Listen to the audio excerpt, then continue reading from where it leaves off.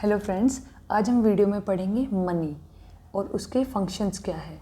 ठीक है, लेकिन मनी से पहले क्या था? मनी से पहले था बार्टर सिस्टम। तो पहले मनी को पढ़ने से पहले आपको बार्टर सिस्टम पढ़ना पड़ेगा कि कैसे बार्टर सिस्टम को मनी ने रिप्लेस किया। तो अगर किसी चीज़ को कुछ रिप्लेस कर रहा है तो मतलब उसमें कुछ चैलेंजेस भी हुए होंगे। तो आज हम बार्टर सिस्टम को समझते हैं और फिर उसके चैलेंजेस पढ़ते हैं। देखिए, बार्टर सिस्टम क्या होता है? जब आप किसी सामान के बदले में कुछ सामान लेते हो या फिर एक्सचेंज ऑफ गुड्स। ठीक है, इसको बोलते हैं बार्टर सिस्टम। तो माना जाता है कि बार्टर सिस्टम को सबसे पहले मेसोपोटामियन ट्राइब्स ने इंट्रोड्यूस किया था। ठीक है, तो अभी हमारे सिलेबस में ज़्यादा नहीं है, तो बस हमें ये पता होना चाहिए इसके चैलेंजेस क्या हैं। ठीक है, तो हम बार्टर सिस्टम के चैलेंजेस पढ़ते हैं।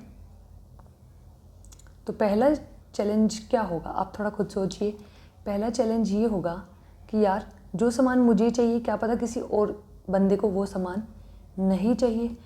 अगर मेरे पास राइस है और मुझे टोमेटो ख़रीदने हैं, तो जब मैं एक्सचेंज करने जाऊंगा तो दिक्कत ये आएगी कि जिस बंदे से मैं टोमेटो लूँगा उसका मन हो कि वो राइस खरीदे। ठीक है, तो इसको बोलेंगे हम डबल कोइंसिडेंस ऑफ वांट्स, या फिर आप कह सकते हो आवश्यकताओं का दोहरा संयोग। ठीक है, अगर ऐसा ही नहीं होगा तो फिर ट्रेड कैसे होगा? ठीक है, तो सबसे बड़ा चैलेंज ये हो गया। तो पहला चैलेंज हम लिखेंगे double coincidence of wants. Wants मतलब जो आपको चाहिए। ठीक है, मतलब दोनों तरफ से दोनों लोगों को वो सेम चीज़ एक्सचेंज करनी है किसी और चीज़ के बदले में। चलिए, सेकंड है search cost and transaction cost is high.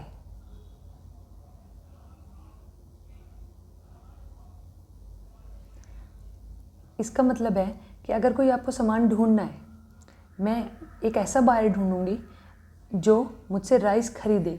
तो ये तो नहीं है मैं मार्केट में गई, मुझे सीधे एक बंदा मिल गया जो मेरा सामान ले लेगा। मुझे 2, 3, 4 पता नहीं कितने लोगों से मिलके ये जानना पड़ेगा कि वो वाला सामान लेना चाहता है या नहीं, मतलब वो एक्सचेंज के लिए रेडी है या नहीं। ठीक है, दूसरा है ट्रांजैक्शन कॉस्ट। ठीक है, मतलब मैं बोलूँ उसको कि भाई मेरे पास 1 किलो राइस है, इसके बदले में तो मुझे 5 किलो टोमेटो दे दो। लेकिन सामने वाली पार्टी कहे कि नहीं, मैं तो 1 किलो राइस के बदले में सिर्फ 4 टोमेटो दूंगा। तो आपकी ट्रांजैक्शन कॉस्ट क्या होगी? अब आप जाके मार्केट में कितना ढूंढोगे? आप सोचोगे यार ठीक है चलो नुकसान हो गया तो कोई बात नहीं, 1 टोमेटो कम सही। ठीक है, तो दूसरा चैलेंज था सबसे बड़ा search cost and transaction cost. ठीक है, थर्ड है स्टोरेज ऑफ पेरिशेबल मतलब जो चीज़ें जल्दी पेरिश हो जाती है, मतलब ख़राब हो जाती है। Commodities is difficult.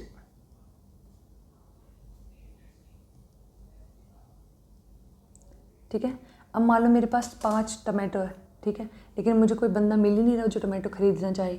तो इस चक्कर में क्या होगा, 1 हफ्ते या 10 दिन बाद मैक्सिमम हमारे टमाटर तो ख़राब हो जाएंगे। और पहले के टाइम में कोई आपके पास फ्रिज या कोल्ड स्टोरेज तो थी नहीं, तो क्या पता आपके टमाटर 4 दिन में ही ख़राब पेरिश हो जाए, फिर आपका तो नुकसान हो गया।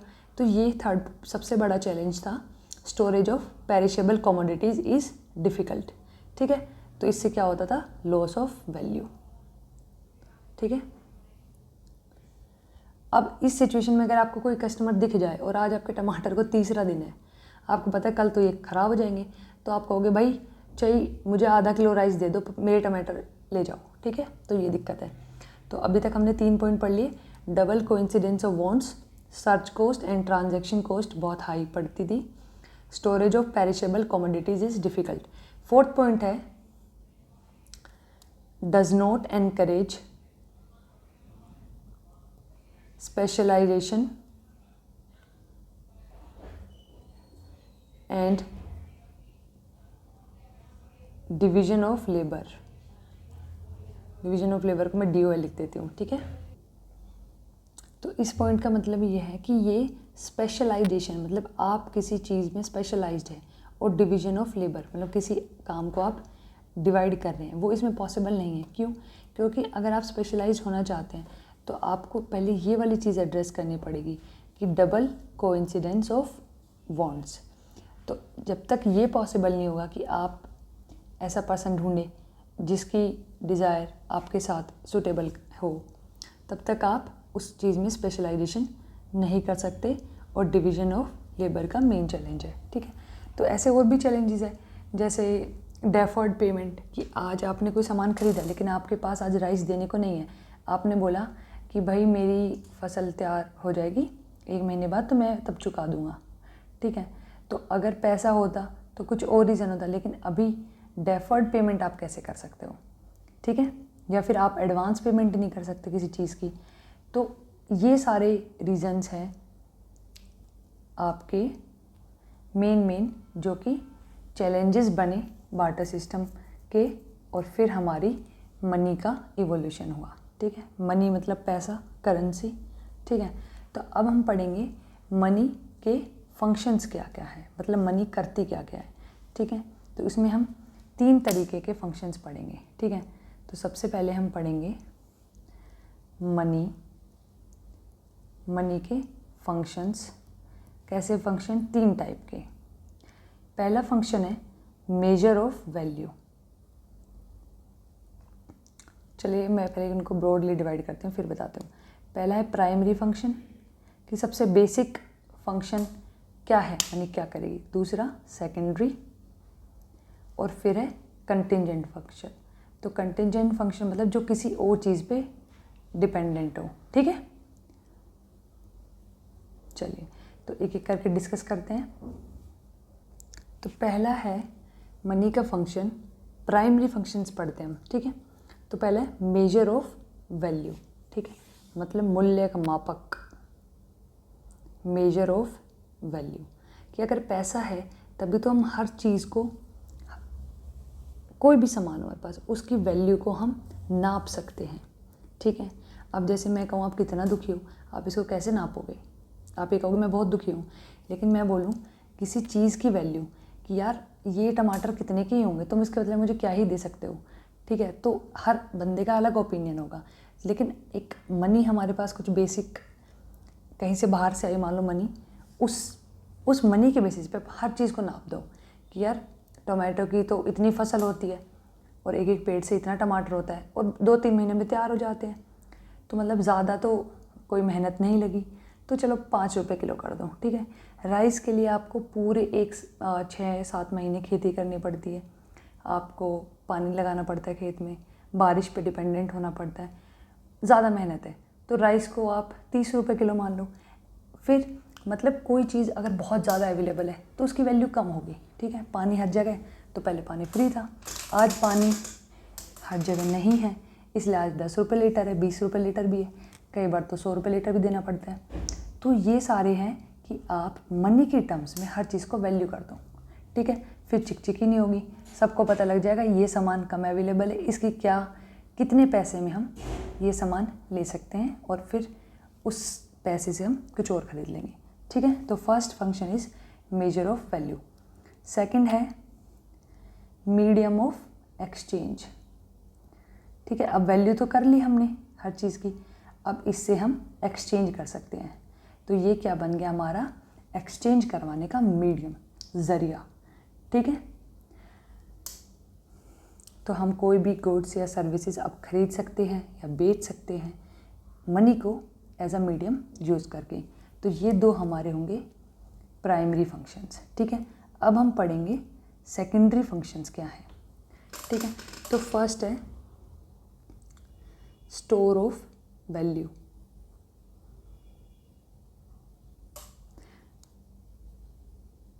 अब देखो, मैंने आपको बताया था कि पहले चीज़ें जो पेरिशेबल है उनको स्टोर करना बहुत डिफ़िकल्ट होता है, तो उनकी वैल्यू खो जाती है, मतलब ख़त्म हो जाती है। तो अगर हम अपने टमाटर को जाके बेच आए मार्केट में आज, तो अब हमारे पास 10 रुपये, इनको तो हम स्टोर कर सकते हैं और जब मर्ज़ी हो तब हम कोई भी चीज़ खरीद सकते हैं। तो उसकी वैल्यू को, कोई भी हमारे पास सामान है, हम स्टोर कर सकते हैं। ठीक है, सेकंड है ट्रांसफ़र ऑफ वैल्यू।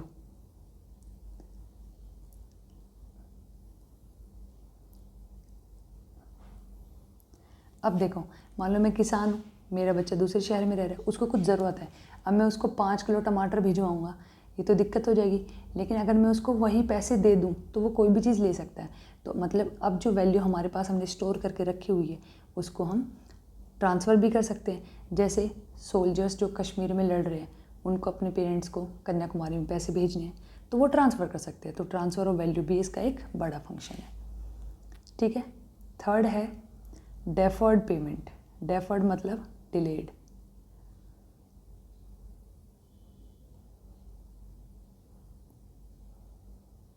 ठीक है, मतलब आज आपने कोई सामान खरीद लिया, अब आप धीरे धीरे उसकी पेमेंट दे रहे हो। ठीक है, बाकी चीज़ों में तो ऐसा करना मुश्किल है बार्टर सिस्टम में, लेकिन आज क्या है, आपने 100 रुपये का सामान खरीदा तो आपने मान लो EMI पे लिया है तो आपने हर महीने 10-10 करके ये चुका दिया। ठीक है, मतलब आज जो चीज़ आपने ली उसकी पेमेंट आप बाद में कर रहे हैं। ठीक है, चलिए नेक्स्ट।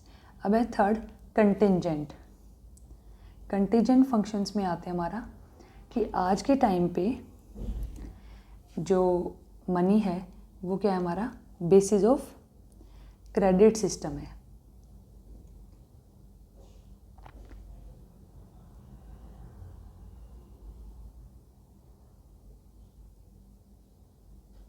ठीक है, फिनेंशियल मार्केट का भी सिस्टम है कि अगर आपने कोई शेयर्स खरीदे, बॉन्ड्स खरीदी, तो या फिर आपने क्रेडिट लिया कहीं से, तो ये सारे जो फंक्शंस है ये मनी के बिना पॉसिबल हो सकते हैं, इसलिए इनको बोला गया है कंटिंजेंट। ठीक है। सेकंड है एम्प्लॉइंग फैक्टर ऑफ प्रोडक्शन। मतलब आपको कोई बिजनेस करना है तो आपको ज़मीन खरीदनी है, ठीक है, लेबर लानी है, कैपिटल मतलब इन्वेस्टमेंट में कुछ बेसिक पैसे लगाने हैं, तो ये सब आप कैसे कर पाएंगे अगर पैसे नहीं होंगे तो इससे आप एम्प्लॉय कर सकते हो फैक्टर ऑफ प्रोडक्शन। मतलब प्रोडक्शन करने के लिए जो जो चीज़ें चाहिए उनको आप एम्प्लॉय कर सकते हो। ठीक है, लगा सकते हो। तीसरा है creation and redistribution of national income. Money है तभी आप टैक्स ले रहे हो, और टैक्स है तो अब उसको आप रीडिस्ट्रीब्यूट कर सकते हो बहुत आसान तरीके से, ईजिली। ठीक है, तो ये हमारे कंटिंजेंट फंक्शन है। ठीक है, तो अगर आपको और भी नए फंक्शंस लिखने तो आप सोच के लिख सकते हो। आप देखोगे बार्टर सिस्टम के क्या क्या चैलेंजेस हैं। अगर आज आप इस टाइम पे सोचे अगर मनी कहीं से गायब हो जाए तो आपको क्या क्या दिक्कतें आ गई, तो जो वो दिक्कतें हैं वो मनी ने सॉल्व कर दी, तो वो सारे उसके क्या हैं, फंक्शंस। ठीक है, तो आज हमने मनी के फंक्शंस पढ़ लिए हैं, बार्टर सिस्टम के चैलेंजेस पढ़ लिए। अब नेक्स्ट वीडियो में हम पढ़ेंगे मनी कैसे इवॉल्व हुई और मनी के टाइप्स क्या हैं। ठीक है, थैंक यू सो मच।